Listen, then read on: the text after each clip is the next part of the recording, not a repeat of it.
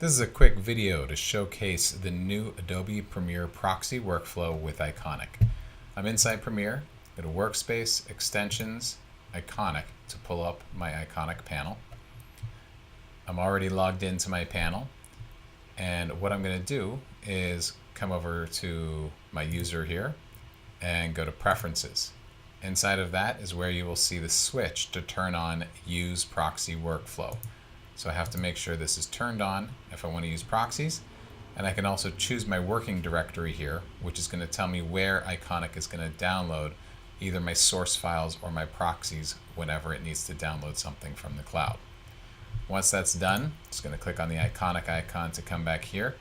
And now I'm going to search for some content.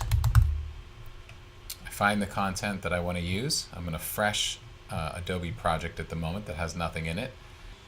Alright, so I'm going to choose a couple files to ingest here. I'll select this one, right click, say Open Asset Proxy. And I'm going to grab this one here. And I'm going to grab this one here. Now the important thing, if I right click on one of these files and I come over to Reveal in Finder, I can see I've downloaded 3 files and they have the extension low res. And we can see none of these files are very big. Now, I'm going to create my edit.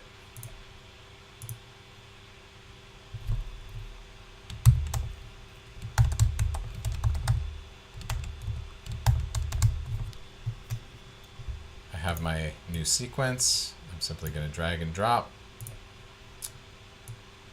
my different files. And I'm going to add a transition on here. Say a default transition there. And I'm just going to add something else here. In this case, I'll just take an effect and drop my effect there. So now internalize. I can see I have my video, I have my effects, and everything's looking good. So now my masterpiece is done. Next step is I now want to get to my online. So I want to now bring down all the high res that is utilized for this sequence. So I'm going to select my sequence, come up here, and I'm going to go to my menu here. I'm going to go to Project, and I'm going to say reconnect original files for proxies. Now what that's going to do is in the background we're going to see it's going to start adding the assets that are necessary to the download queue.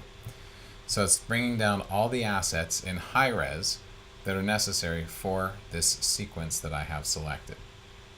If I look at my assets actually in here, I can see that it's changed the aspect ratio. So I know my sequence settings actually are no longer accurate because of the nature of the proxies I was using.